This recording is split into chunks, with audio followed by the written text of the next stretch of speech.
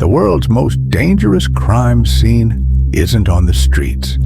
It's inside the home. Every year, more than 10 million people globally are caught in the grip of domestic violence.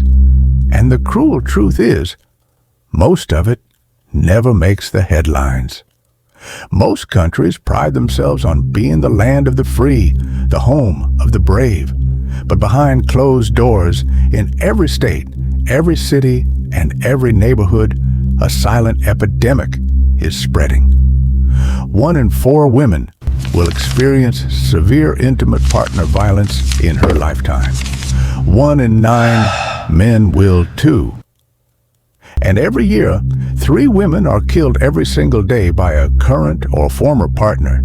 That means while you're watching this video, while your neighbors grill in the backyard or take their kids to soccer practice, somewhere, a life is being destroyed in the one place.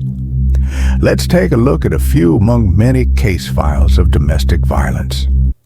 Case number 1, Texas, 2019. Police find a mother of 3 strangled in her bedroom.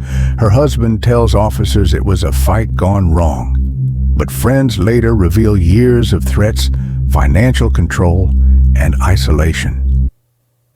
Case number 2, Lagos, Nigeria, 2021. A college student is rushed to the ER with head trauma. Doctors suspect domestic violence, but she denies it. I don't know what happened. I'm okay. Terrified her abuser will find out she spoke. She leaves the hospital and never comes back alive. Case number 3, California, 2023. Neighbors call 911 after hearing repeated screams. When police arrive, the house is eerily silent. Inside, they discover a woman barely alive, her children hiding in a closet. These are not isolated tragedies. They are part of a nationwide pattern, a pattern of power, control, and violence that thrives on silence. Let's talk about the cycle of control. Domestic violence is rarely about anger, it's about control. And control doesn't start with fists, it begins subtly. Checking your phone, controlling who you talk to, deciding where you go, who you see, what you spend. Then comes the verbal abuse, insults whispered until you start believing them. Then threats, then physical violence. Psychologists call it the cycle of abuse. Tension builds, an explosion happens. Then comes the honeymoon phase. Apologies, promises to change, gifts, flowers on the table where the bruises still ache. And just when the victim starts to believe it's over, it begins again. Here is the $1 million question. Why do victims stay? The question people outside always ask, why don't they just leave?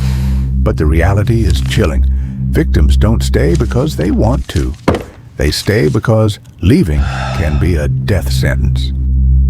There is the fear factor. Most abusers threaten to kill if their partner leaves. Many follow through. There is the money factor. Some victims have no financial freedom. Bank accounts controlled, credit destroyed. There is also a battle for child custody. Leaving means uprooting kids, or worse, losing custody battles manipulated by the abuser. How about shame? Communities sometimes turn on survivors, not the abuser. For many, staying feels safer than leaving, until it isn't. However, there is a breaking point, the point where abusers can't stay silent any longer. Statistics show that the moment a victim tries to leave is the most dangerous time. That's when abusers lose their grip and turn deadly. Police reports are filled with stories of restraining orders ignored, shelters tracked down, and women murdered hours after finally breaking free. Walking out the door doesn't end the abuse. Sometimes it starts the final chapter. How about the forgotten witnesses? Children. Children are the invisible victims of domestic violence. They hear the fights. They see the bruises. Some try to intervene. Many grow up believing violence is normal. Research shows children who witness domestic violence are more likely to suffer from anxiety, depression, and PTSD. Boys who witness abuse are twice as likely to become abusers themselves.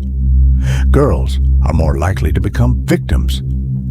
Innocence doesn't protect them. Silence doesn't shield them.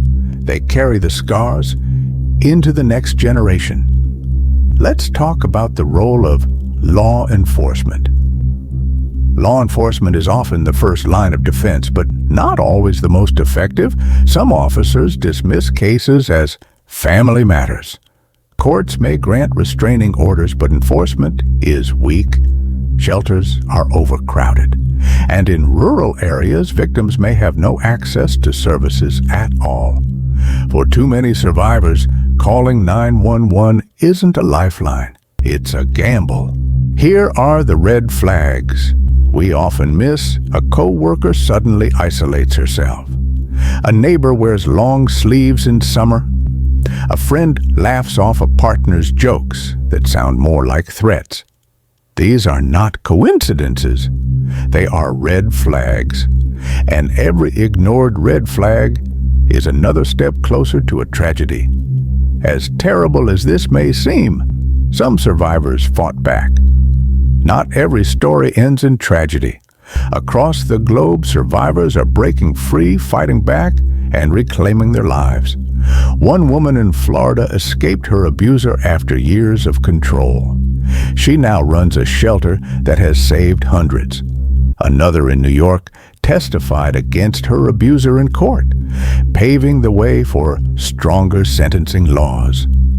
These survivors prove that domestic violence can be fought and that silence can be broken. Every statistic is a name. Every case file is a family. Every silence is a choice society makes. Domestic violence is not a private problem. It's a public crisis. It destroys lives, burdens health systems, destabilizes communities, and claims more the lives of women annually than car accidents and plane crashes combined. The greatest danger isn't on the streets. It's behind locked doors. If you or someone you know is in danger, don't wait. Call the National Domestic Violence Helpline available to you locally. That one call could save a life. Domestic violence doesn't care about wealth, race, or religion. It lives in mansions. It lives in apartments. It could be happening right next door. And the most terrifying part? You may never know until it's too late.